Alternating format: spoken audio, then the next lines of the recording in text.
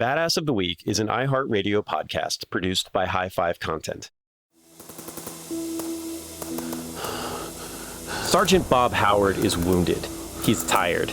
He's surrounded. It is the dead of night, deep in the jungles of Vietnam, and Sergeant Howard's Special Forces unit is in trouble. Bullets zip through the dark brush around him from every direction. The pops and cracks of AK-47 snapping from unseen positions, lit only by the moon and the occasional red-orange burst of explosives. The Green Beret sergeant has already been shot several times. He's so wounded he can barely walk.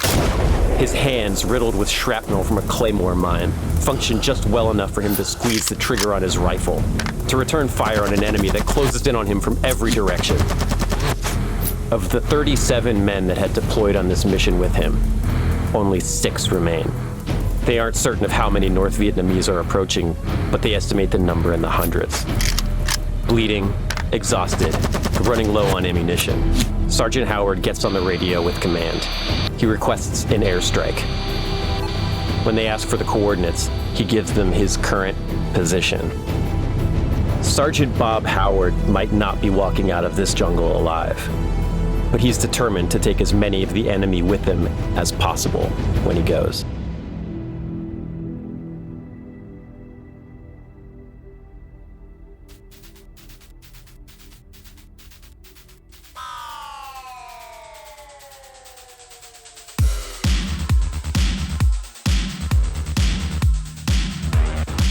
Hello, and welcome back to the Badass of the Week podcast. My name is Ben Thompson, and I'm here, as always, with my co-host, Dr. Pat Larash. Pat, how's it going today?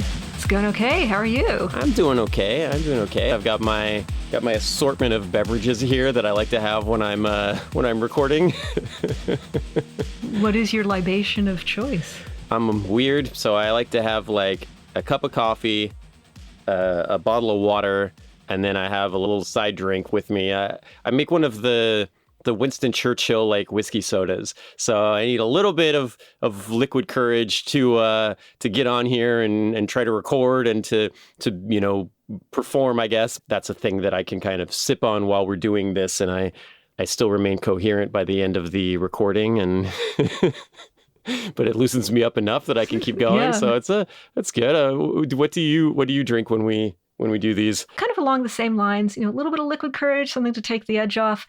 I've got a Guinness Stout here. This is the type that comes in a can with that little nitrogen ball. So when you pour it into the glass, it makes a nice head. Mm-hmm. And it's nice and smooth and, doesn't pack too much of a punch, Yeah. And then in my mug here, I've got Earl Grey tea with some honey in it, because a little bit of caffeine is not bad, and a little bit of honey to kind of help my voice. Yeah. Yeah. I mean, that's not too far off from what I'm doing here, right? We've got a drink and we've got a caffeine and an alcohol. It's not so bad. Mm-hmm. There's this distiller called Jefferson Reserve, and they make bourbon, but they make it in kind of the older style, the way that all those founding fathers were big, whiskey makers. Like George Washington, I think, at some point was like the biggest whiskey maker in the entire, what is now the United States, which is kind of interesting because he's also famous for putting down the Whiskey Rebellion, but maybe he just wanted to get rid of his competition. Yeah. But yeah, Jefferson Reserve, I mean, they're not a sponsor or anything. I would be open to them doing that if they wanted to in the future. And it's nice, and I enjoy it. Yeah.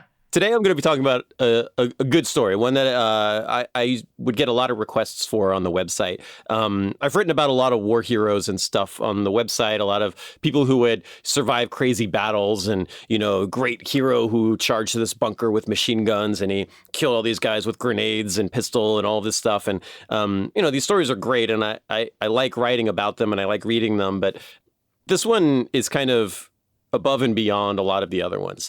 So today I'm going to talk about a guy named Robert L. Howard. He's not to be confused with Robert E. Howard, who's the dude that wrote Conan, but if the shoe fits, it fits. So Ben, do you mean the dude who wrote Conan O'Brien or the dude who wrote Conan the Barbarian? Robert E. Howard wrote Conan the Barbarian. Just keeping it straight. Robert L. Howard is a little more Conan the Barbarian and a little less Conan O'Brien. Although he was also an actor, so maybe there's a little bit of column A, a little bit of column B, and he is like pretty funny. I heard him talk a little bit, and he's got a little bit of a sense of humor to him, as I imagine most battle-hardened soldiers might. So he's the most decorated soldier of the Vietnam War. Definitely among the most decorated soldiers in American history, but because of the nature of what he was doing, there are a lot of things that we don't actually know because they haven't been declassified. So he, over the course of 5 tours of duty in Vietnam, he served with the Army Rangers, Special Forces. He was airborne. He was air attack. He was the only soldier to ever be nominated for the Medal of Honor 3 times for 3 separate actions. And for him, all 3 of those actions came within a 13-month period. He trained Randall Gordon, who was the Medal of Honor winner, who was one of the Delta Force snipers that his story is famous from Black Hawk Down, one of those 2 Delta Force guys that was defending one of the crash sites at Black Hawk Down during the Battle of Mogadishu. And he also appeared in a couple of John Wayne movies because why not? So let's get into it. Greatest American war hero of Vietnam. It's going to be a good story, and we're going to talk about it right after this.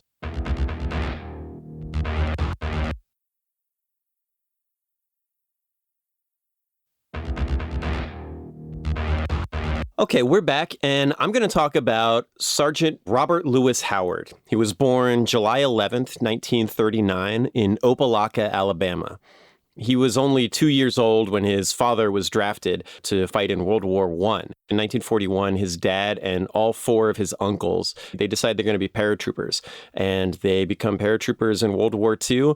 And all but one of the 5 brothers is killed in action during the war, including Howard's father. Oh, wow. Yeah. Oh, that's rough. So 5 brothers, it's kind of Saving Private Ryan deal, right? Like 5 brothers go and 1 comes back. Yeah. Robert Howard, he goes by Bob, goes to live with his grandmother. And, his mom is still in the picture, but she has to work a lot. She gets a job at a textile mill to kind of help raise money for the family. And whenever he talks about it, he says he was raised by his grandma. And right after high school in 1956, he enlists in the Army. At age 17, he's in Montgomery, Alabama, and he decides, you know what, I'm going to be a paratrooper too. I'm going to follow my father's footsteps, which, is kind of gutsy considering that like 80% of the brothers that enlisted as paratroopers didn't make it back. But I think there's also something to be said for Bob Howard wanting to get out there and follow the family. Serve? Yeah, exactly. Yeah. So Bob he's a big dude. He looks like Johnny Unitas with face scars. He's big, strong, got the crew cut. If you saw a picture of this guy in civilian clothes, you'd say this guy's probably a Green Beret, which he was. He's got this commanding voice with this pretty thick Alabama accent, but when he talks, it sounds like a drill instructor. When this guy talks, there's video on YouTube of him like giving presentations and things, and I mean, this guy has a pretty commanding personality, and he excels as a paratrooper, and he starts to quickly be raised up into positions of command. So he makes it up to sergeant pretty quickly. So he enlists in 1956, and in 1956, there's not a ton happening. The Korean War's over, World War II's over, and Vietnam hasn't begun yet. So when Vietnam starts, he's among the first waves to go over. He goes over in 1967. So he's already a 9-year veteran. He's an experienced soldier. He's a sergeant in the 101st Airborne. It's the unit from Band of Brothers. It's one of the more famous of the American paratrooper divisions. He's got a lot of experience, and they need that. Nowadays, we send people overseas by C-130 aircraft, but in the old days, you got on a boat, and it was a 17-day voyage across the Pacific on a troop ship that was loaded up to double capacity. And to listen to Bob Howard tell this story, this was the worst part of the whole war, I think, because he had a lot to say about this overcrowded ship with saltwater showers, and it's packed so full of people that everybody had to stand up to eat because there wasn't place for everybody to sit in the cafeteria or the mess hall. Wow. Or the galley. I guess it's called a galley on a ship. Yeah, galley. Yeah. He was talking about it, and he says, I was ready to go to war just because it would get me off this boat. Do you think they did that deliberately? Just like to get the troops ready and raring to go? Just make this ship so miserable that you really just run off the boat onto... Even if there's machine guns waiting for you. What's facing him there? Like, for real. Like, we're joking about machine guns, but what's actually facing him there? Well, there was a chance that they were for real going to do that, right? So, like, he goes over on a big ship, but then he transfers to a landing craft. I mean, think D-Day, right? And he's being deployed to, like, help, like, form a beachhead in South Vietnam. So they were preparing to be coming out into combat, like, basically Omaha Beach style. It didn't happen. He didn't get shot at when he got off the boat. But what did happen was the boat didn't want to get any closer to shore because for whatever reason it didn't. And they opened up the boat and these guys basically fell in water that was over their heads and had to kind of swim to shore. And he says, like, I felt like I was going to drown before I even got to see the battle because, you're wearing all this gear, right? You're carrying your rifle, you're carrying your backpack, you're carrying everything that you're going to need for your deployment. And it's just insta-wet. Everything's insta-wet. You fall into the water. You got to, like, kind of swim and struggle and fight your way up onto the shore, which he did. And, they established this beachhead and they create this kind of camp out on the beachhead, a little base there to help establish the American presence here. We're going to use this to start bringing more and more people and aircraft and helicopters and all of these things in to establish a fire base. But what happens is, the North Vietnamese weren't waiting for them on the beach, but they did launch a counterattack as soon as this beachhead was being set up. If they could throw the Americans back into the water early, that's a good strategic thing for them. So they attack, like, within the first couple of nights that Sergeant Howard is in country. The base gets ambushed in the middle of the night, and he goes out to fight, and he gets shot through the jaw, and he falls backwards into a pit with a dead body next to him. Oh, yuck. And he's so wounded that he can't move. He can barely, like, function. So he lays there for 3 hours next to this dead body before someone finally finds him and gives him medical attention. So that's a rough awakening. That's a rough introduction to the Vietnam War for Sergeant Howard here. I'll say. So it's the first of the 14 wounds that Howard will receive in Vietnam. And it leaves him with this really badass looking scar, honestly. Like, he's got this pretty solid, like, cheek scar from where he got shot through the jaw by an AK-47. And, that carries some weight, I think. It definitely adds a level when you look at pictures of this guy. He wears his badass on the outside, Yeah. So he goes to the hospital and he's recovering. And while he's in the hospital, he decides he wants to volunteer for the Special Forces. Of course he does, right? So he goes to the Special Forces. And when he gets out, of course, he's tough enough to pass the training. He gets put into the 5th Special Forces group. And he's part of a group that trains South Vietnamese recon units, long-range recon patrol, which is hard work, right? You are scouting the enemy positions. You are going out into unmapped areas and drawing the map of where the bad guys are. And in order to do that, you need to see them and you need to be really close to them and you don't have a lot of backup and you're out in the middle of nowhere. So that's kind of what this guy is training people to do as part of this unit. Later on, 1967, he's a team leader for recon. And he is part of this group called, I don't know if there's a way to pronounce this acronym. Give it a try. Yeah, I'm going to try. I would say MACV-SOG.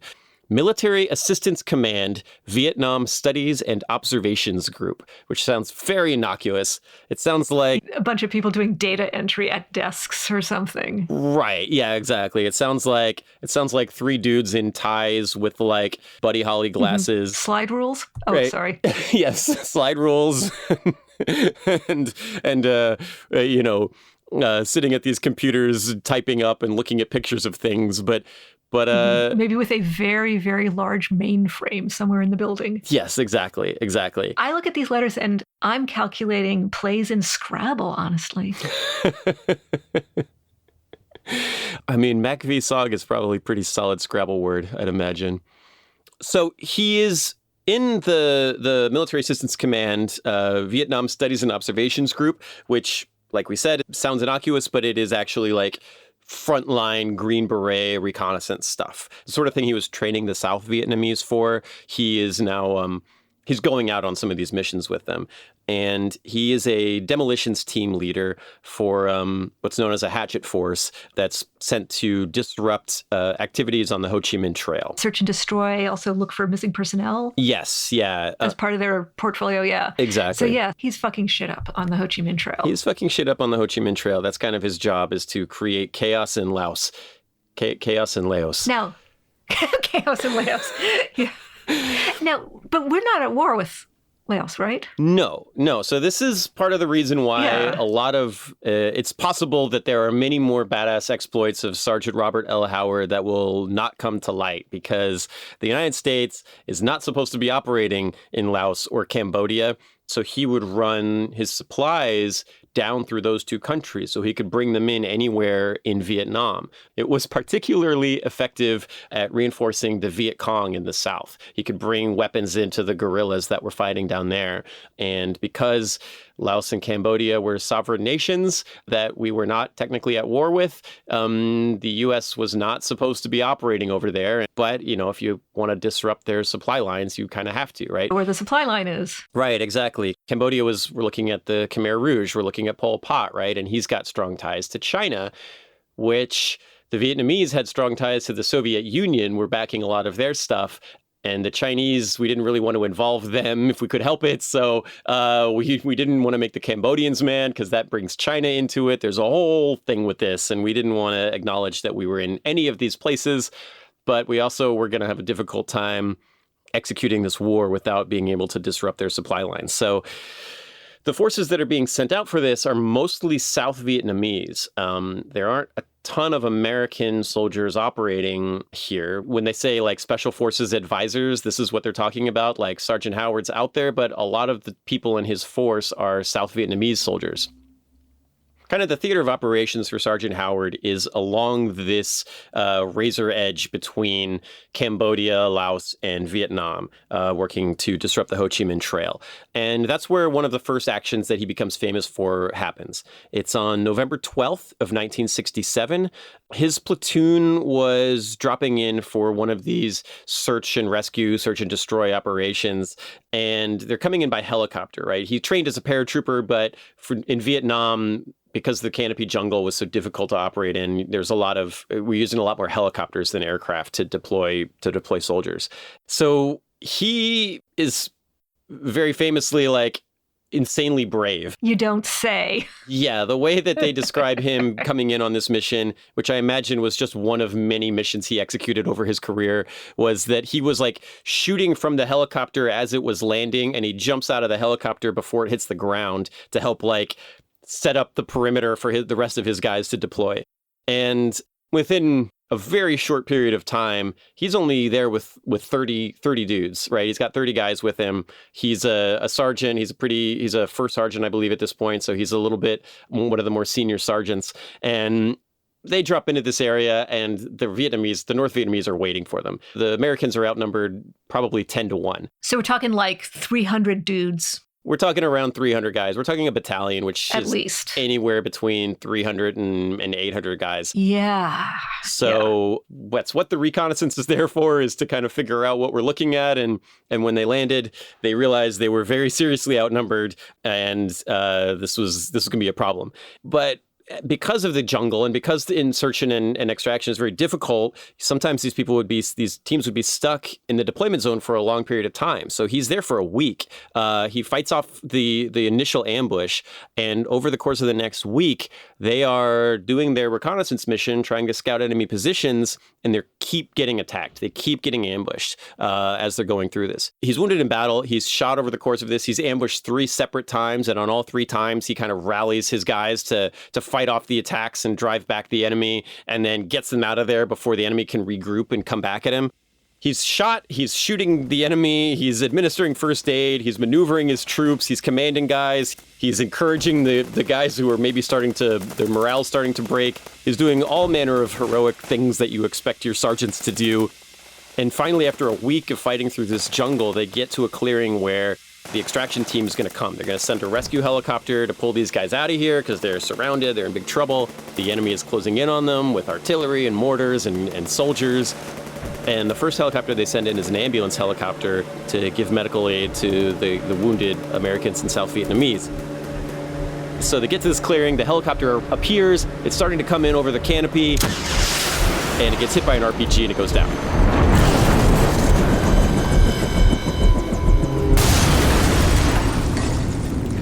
Which is not super encouraging. So what does Sergeant Howard do? He sprints 150 yards across an open field through AK-47 machine gun fire to pull the pilot and the crew members out of the burning helicopter before it explodes. Wow. Then drags them back to his position, gets them a weapon, and is like, okay, you're here, you're here, you're here. We're going to have to hold this position until the next helicopter shows up. Wow. Which they do. They hold it off, and the second helicopter comes. They send some gunships. They send some more ambulances. Howard has been shot like 4 or 5 days ago. He's been shot a couple of times, and he refuses to get onto the extraction helicopters until every other guy on his team is on board. So he's the last guy out, and he was the first guy in. And for all of these actions combined, they nominate him for the Medal of Honor for running over and rescuing all those guys out of the helicopter and then fighting off an enemy counterattack. He doesn't get the Medal of Honor because it's a little sketchy, like where this battle took place, and we didn't want to really be awarding Medal of Honors to for stuff in battles that happened in Cambodia. Yeah. Which it's possible that's where this was. So they give him the Silver Star, which is the third highest award. Still no slouch. Yeah. Yeah. Silver Star is a big award, right? It's a big medal. Mm-hmm. It's the third highest medal you can get for bravery in combat. But that's what he ends up with. But he was nominated for the Medal of Honor. And then over the course of the next year, he's going to be nominated twice more for 2 different things that he did.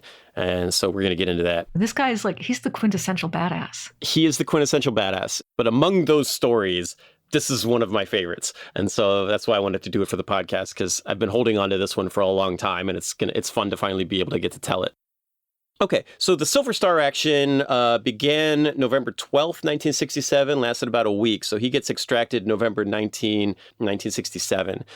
Next time he is cited for bravery, it doesn't mean it's the next time he did something brave, but the next time he is cited for his bravery is a year later, November 21st, 1968.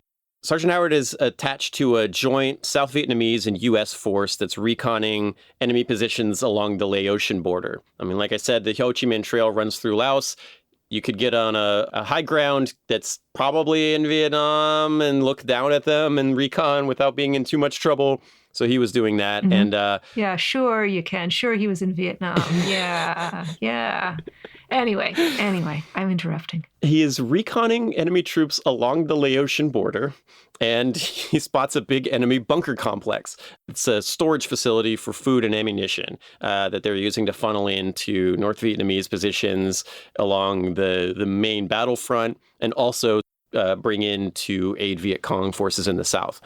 It's a larger scale attack, but he decides he's going to send his little team, because his guys are elite now, right? They've been in country for a year and a half now. They've been fighting. They've seen tons of combat. His guys are as good as they get, right? These are the top South Vietnamese troops. These are the top American troops.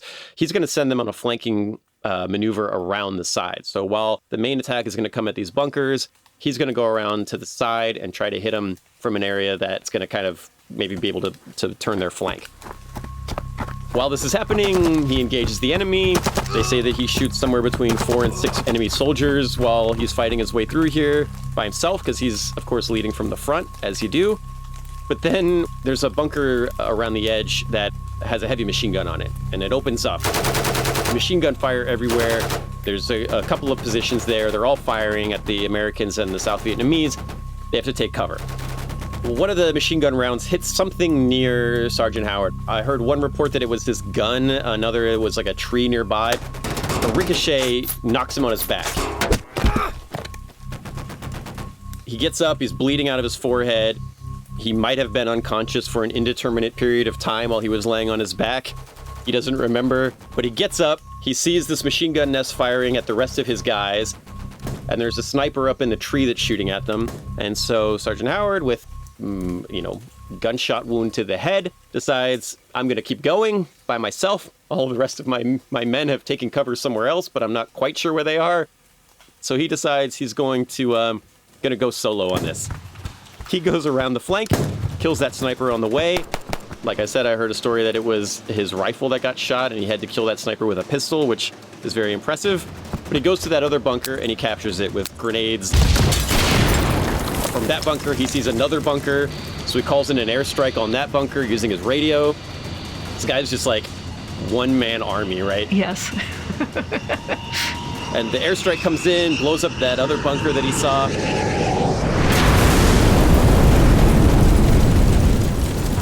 He goes over there to make sure everybody inside of it's dead. They're not all dead. There's a machine gun that's still working in there, and there's a couple guys in there shooting at him. So he knocks it out with a grenade. The airstrike wasn't going to do it, so he had to go finish the job himself. If you want a job done right, do it yourself. you gotta do it yourself. Apparently. I wish I could replicate this guy's like strong Alabama accent, because it's everything he says just sounds like the most badass thing you've ever heard.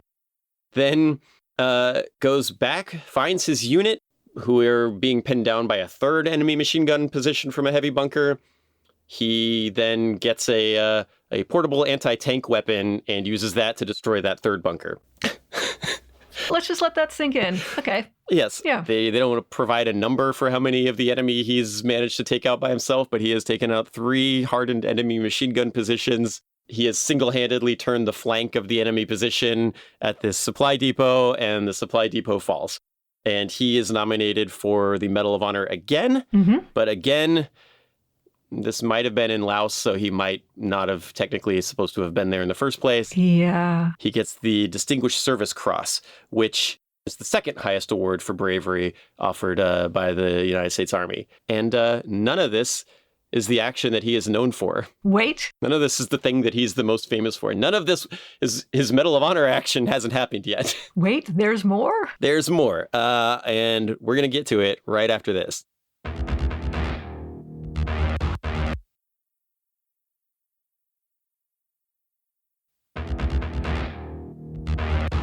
Okay, we are back, and we are talking about Sergeant Robert L. Howard, the most decorated American war hero of the Vietnam War.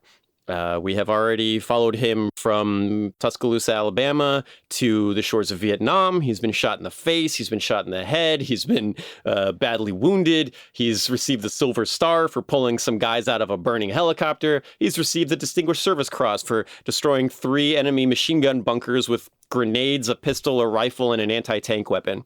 But now we're going to get to the thing that he's most known for, which is none of those other things I mentioned. So we are in December of 1968, which is only a month after that Distinguished Service Cross action that we had just talked about. He's a first sergeant, and he's operating in the Con Tum region. I'm sure my Vietnamese pronunciation is very poor there. So there was another group from the Special Forces, or Mac VSOG, that was out there operating along the border, and one of the American soldiers had been captured. Believed captured. He was wounded, and while the rest of the recon force was able to escape, there's one Green Beret who's still out there, and the North Vietnamese might have him. So Sergeant Howard and his guys are sent in to search and rescue, find that guy, bring him back. He's deployed by helicopter the way that we've seen him deployed a few times. There's only maybe 40 or so Americans and South Vietnamese that are going in on this search and rescue mission, but they are going in against somewhere between 300 and 500 North Vietnamese are there waiting for them in ambush, in defensive positions with heavy weapons. And the second these guys hit the ground, they're under attack. He gets off on the landing zone. He's under attack from every direction. The helicopter gets shot down, and he's kind of disoriented. The mission's kind of like a complete anarchy from the moment they approach. He's just trying to keep his guys alive. So he's like, all right, we got to fight. We got to get uphill. We got to get to the high ground. We got to get out of this ambush. They're waiting for us. It's a trap. And he is taking the lead. He's running first, of course, as he does. It's him and this lieutenant who was the commanding officer of the unit. And they're going up through the forest. They don't know what's waiting for them there, but they just know they got to get to the high ground. And he's blown up.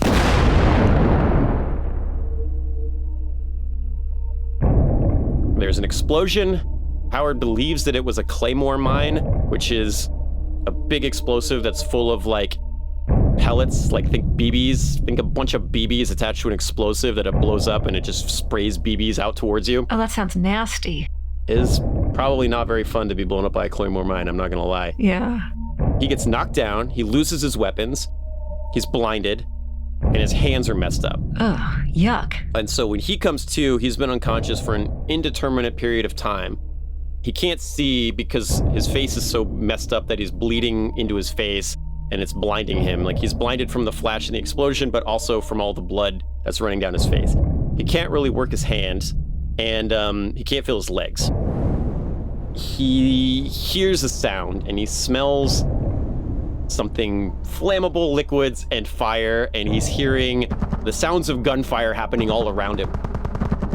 But Howard looks over and he sees that there is a North Vietnamese guy with a flamethrower who is flamethrowering anybody who he finds that was still alive.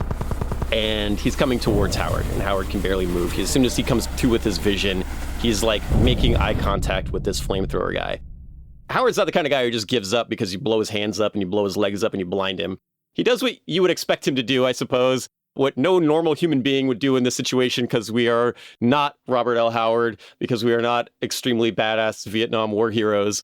He pulls out a grenade and he pulls the pin on it. Even though his hands are still messed up, probably. Yes, yeah. Yeah, okay. Barely can work them, but he gets a grenade out. He makes eye contact with this flamethrower guy, pulls the pin on the grenade.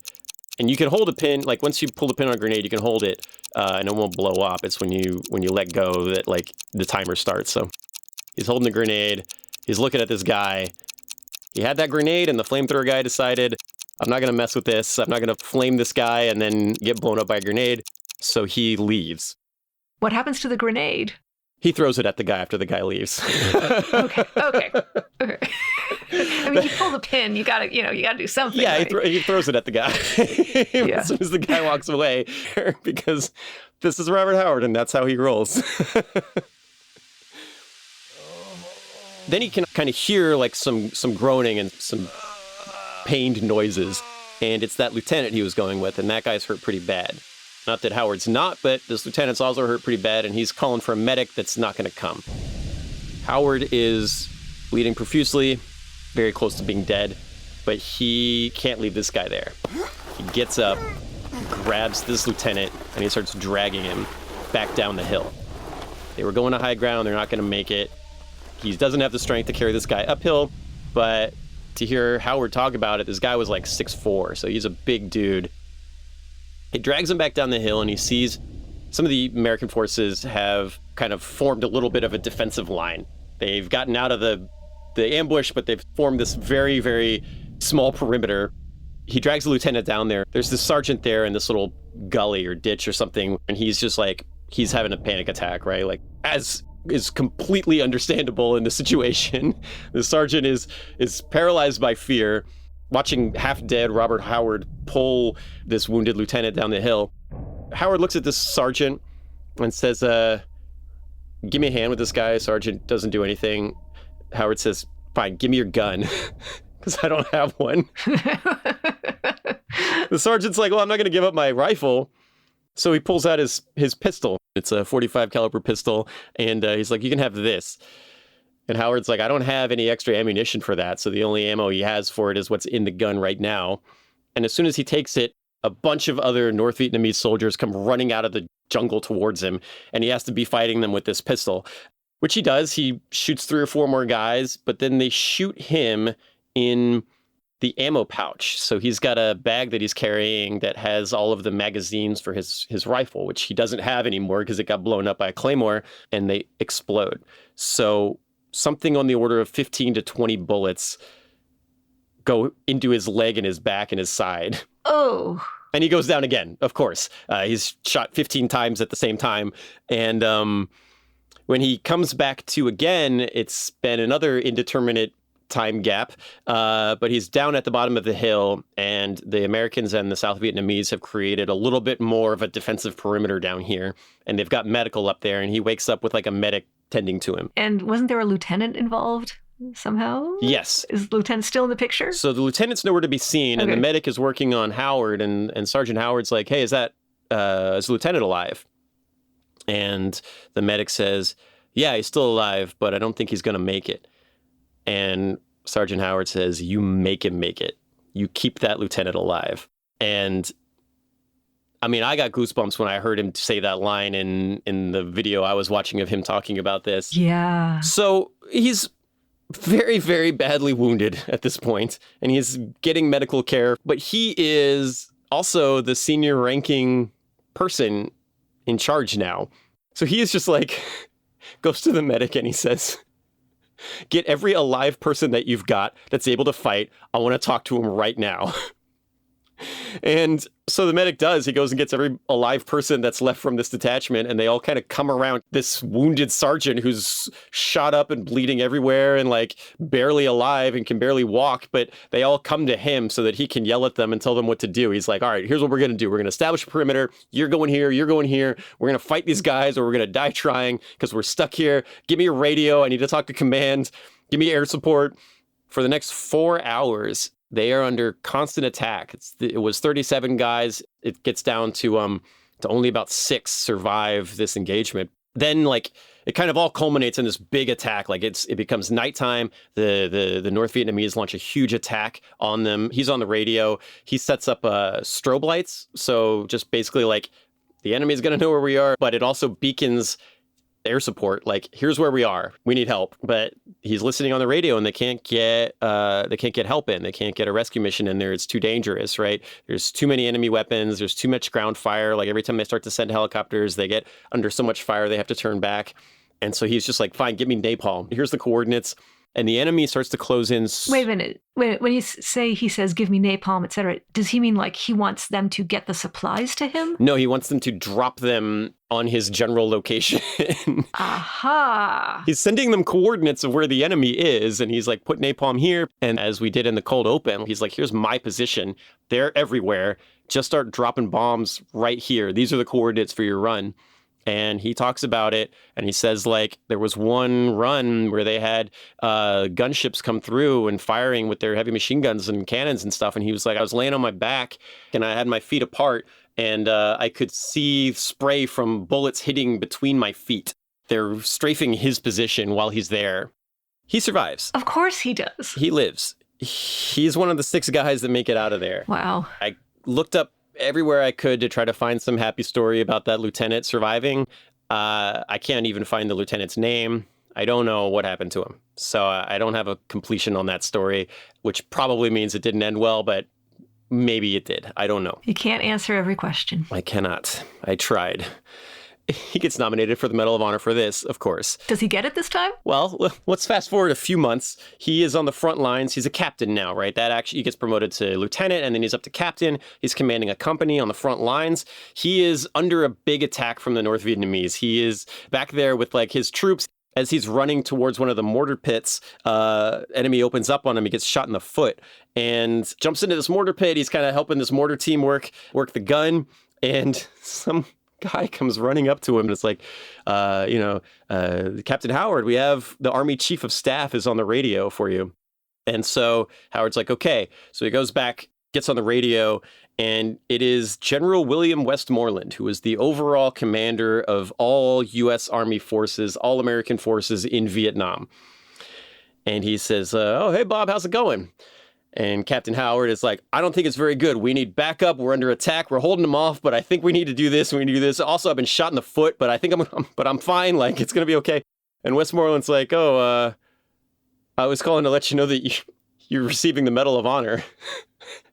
And so Captain Howard says, that's great, but I don't think I'm going to be around to receive it. He does. He receives it. He survives that battle as well.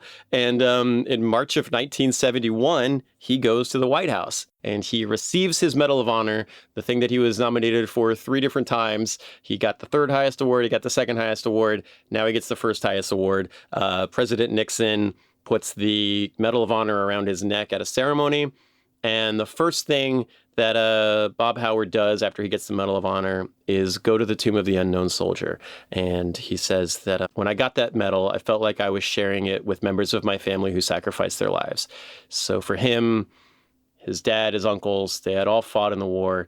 They had all fought in World War II. Yeah. He talks about some of the guys that he served with in Vietnam. He says, I got the medal because people stood for me as witnesses, but every guy that I served with, and he can name a lot of them, they all deserve it. They're all heroes. Yeah. So the Vietnam War ends, and Sergeant Howard is wounded 14 times over the course of 58 months of combat.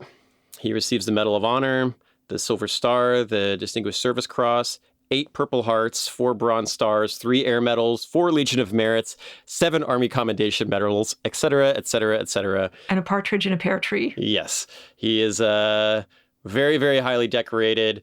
And as I've said, there's probably a lot of stuff that we don't even know about, and he wasn't eligible to be cited for. Yes. This is the tip of some iceberg. We don't know how big. Yes, exactly. After the war, he stays in the Army. He becomes a company commander in the 75th Ranger Regiment.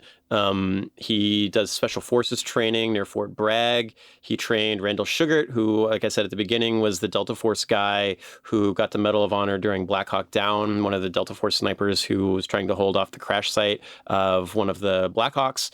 He also received 2 master's degrees. What were they in? Were they in badassology and, I don't know, some other subject? Badassology and kicking ass. Yeah. No, they were he went to Central Michigan University and he got 2 master's degrees in management and public administration. Bob Howard goes on, he appears in 2 John Wayne movies. He does a parachute jump in The Longest Day, which must have been pretty cool because his father and his uncles all did parachute jumps during Normandy. Yeah, yeah. And then he appears as an airborne instructor in the movie The Green Berets, which he was an airborne instructor for Green Berets, so that was probably a pretty easy role for him to play. Typecasting. Yeah, exactly. You don't want to get pigeonholed, into these roles. They did a parade for him in New York City in 1986. They gave him the key to the city. And in 1992, he retired after 36 years of service. He was a full bird colonel at the time. And then after his retirement, he did a lot of great work with veterans. And he also worked at the National Medal of Honor Museum in Arlington, Texas. He's a living exhibit. Yes, exactly. And he knew a lot of the people that in the video I saw, he was doing a little tour of the museum. And he's like, I trained this guy. I worked with this guy. I knew this guy. It's he is American military history. Yes. He had 4 kids, 5 grandchildren. And despite suffering 14 wounds in Vietnam, he lives to the age of 70 and dies of pancreatic cancer, which sucks. Is unrelated to all of the bullets and gunshots that he receives. Yeah. He passed away in February of 2010. But Robert L. Howard, for being the most decorated American soldier of Vietnam, nobody really talks about him. There's not a bunch of movies about him. He's not a household name like Sergeant York would be or Audie Murphy, but great American war heroes. So, thought really awesome, badass story that I'm very happy I finally get to tell. Yeah. Well, I hope you guys enjoyed that, and I think that's all we have for today. And we will see you on the next episode. Thanks so much as always for listening, and we'll see you then. See ya. Badass of the Week is an iHeartRadio podcast produced by High Five Content. Executive producers are Andrew Jacobs, me, Pat Larash, and my co-host, Ben Thompson. Writing is by me and Ben. Story editing is by Ian Jacobs, Brandon Phibbs, and Allie Lamer. Mixing and music and sound design is by Jude Brewer. Consulting by Michael May. Special thanks to Noel Brown at iHeart. Badass of the Week is based on the website badassoftheweek.com, where you can read all sorts of stories about other badasses. If you want to reach out with questions, ideas, you can email us at badasspodcast@badassoftheweek.com. If you like the podcast, subscribe, follow, listen, and tell your friends and your enemies if you want, as we'll be back next week with another one. For more podcasts from iHeartRadio, visit the iHeartRadio app, Apple Podcasts, or wherever you get your podcasts.